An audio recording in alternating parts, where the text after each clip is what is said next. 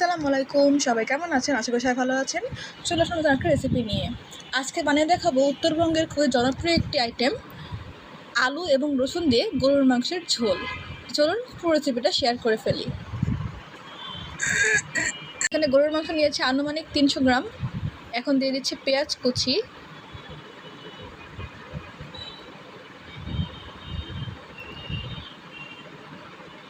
লবণ স্বাদ মতন দিয়ে দিলাম,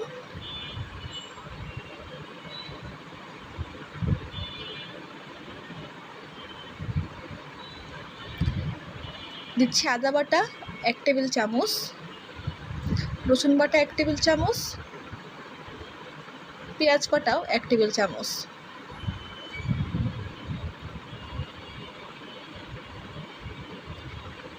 এখন দিয়ে দিচ্ছি শুকনো মরিচের গুঁড়া 1.5 চা চামচ, হলুদের গুঁড়া 1/2 চা চামচের একটু বেশি। এখন দিয়ে দিচ্ছি গরম মশলা, দারুচিনি এবং এলাচ। রান্নার জন্য যেটা না হলেই না, সেটা হচ্ছে সয়াবিন তেল। আপনারা চাইলে এখানে সরিষার তেলটা ইউজ করতে পারেন।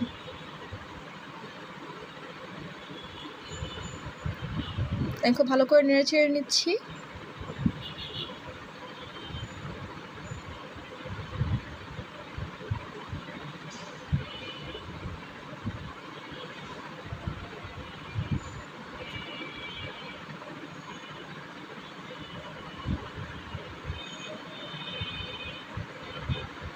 চুলার ফ্লেম কিন্তু মিডিয়াম থেকে একটু হাই থাকবে। প্রথমে পানি অ্যাড করবেন না, মাংস থেকে কিন্তু পানি ছাড়বে।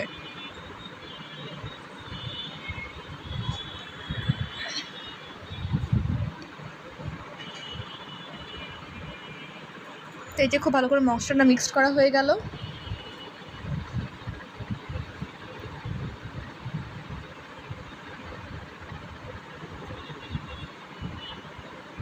দেখেন মাংস থেকে পানি ছাড়া শুরু করেছে।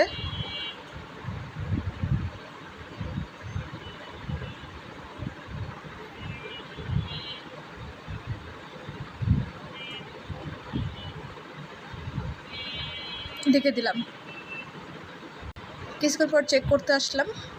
দেখেন মাংস থেকে যে পানিটা বেরিয়েছিল সেটা প্রায় শুকিয়ে গেছে এবং তেল ফেসে ফেসে উঠেছে। এই পর্যায়ে মাংসটা একটু কষিয়ে নিচ্ছি।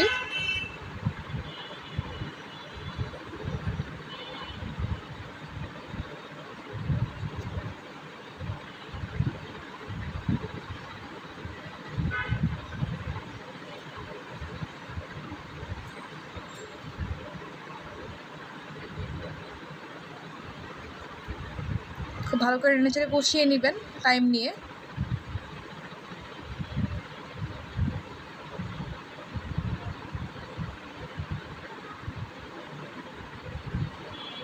পনেরো মিনিট ভালো করে কষিয়ে নিলাম। এখন দিয়ে দিচ্ছি পানি পরিমাণ মতন, যাতে মাংসটা সেদ্ধ হয়ে যায়।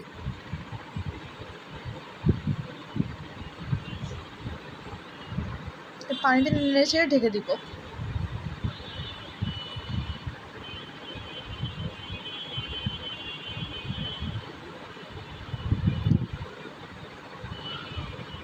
ঢেকে দিলাম।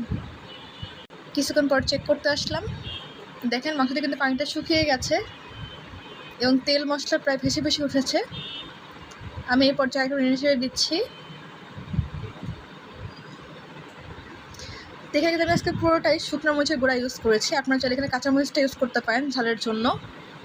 যে যেরকম ঝাল খান সে আন্দাজ করে ঝালটা কমিয়ে বাড়িয়ে নিতে পারেন। এখন দিয়ে দিচ্ছি কিছু দেশি রসুন এবং কিউব করে কেটে রাখা আলু। রসুনগুলোকে আমি খুব ভালো করে ছিলে ধুয়ে নিয়েছি এবং আলুগুলোকে আমি কিউব করে কেটে নিয়েছি। তো এখন মশলা এবং মাংসর সাথে রসুন এবং আলুটাকে খুব ভালো করে কষিয়ে নেব।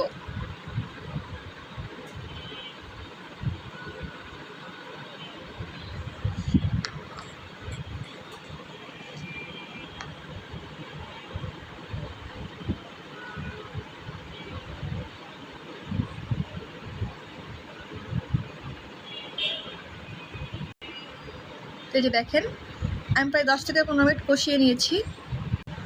আমি এই পর্যায়ে এর মধ্যে পানি অ্যাড করে দিব।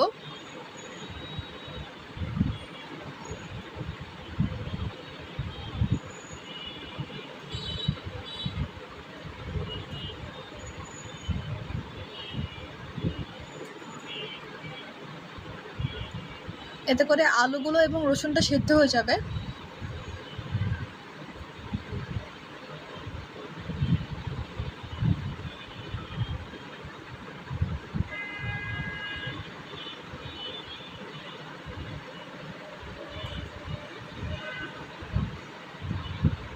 নেড়ে ছেড়ে দিচ্ছি।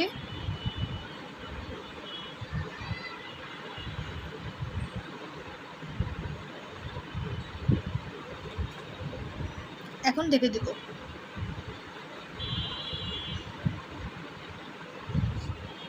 পর চেক করতে আসলাম, দেখেন এখন অনেকটা পানি আছে।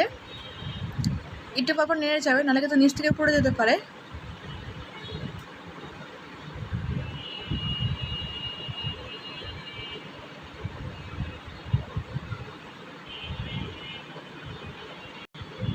আমি এখন এটাকে নামিয়ে নিচ্ছি, কারণ আলু কিন্তু ঝোল টেনে নেয়। তো চেষ্টা করবেন একটু ঝোল ঝোল নামাতে, এতে করে আলু ঝোল টেনে নিলেও একদম শুকনো শুকনো হয়ে যাবে না তরকারিটা। দেখেন মাশাআল্লাহ, দেখতে কতটা লোভনীয় হয়েছে। দেখে মনে হচ্ছে এখন এই গরম ভাত নিয়ে এবার রুটি নিয়ে বসে পড়ি, তাই না? তো অবশ্যই কিন্তু এই গরুর মাংসটা আপনারা আলু এবং রসুন দিয়ে আমার দেখানো প্রতিটা স্টেপ ফলো করে ট্রাই করে দেখবেন, অনেক বেশি মজা লাগবে। তা আসছে কোরবানি ঈদে এই রেসিপি কিন্তু আপনারা ট্রাই করে দেখতে পারেন। হোপফুলি বাসার সবাই অনেক বেশি পছন্দ করবে। যা যা ট্রাই করবেন কমেন্ট করতে ভুলবেন না যে আপনার কাছে রেসিপিটা কেমন লেগেছে। তো আজকে আমাদের এই পর্যন্তই। চ্যানেলটিকে সাবস্ক্রাইব করেন, চ্যানেলটি প্লিজ সাবস্ক্রাইব করবেন, ভিডিওতে লাইক করবেন, কমেন্ট করবেন, শেয়ার করবেন। পরবর্তীতে অন্য কোনো ভিডিও নিয়ে আপনার মাঝে আবার হাজির হয়ে যাব। আজকের মতন আল্লাহ হাফেজ।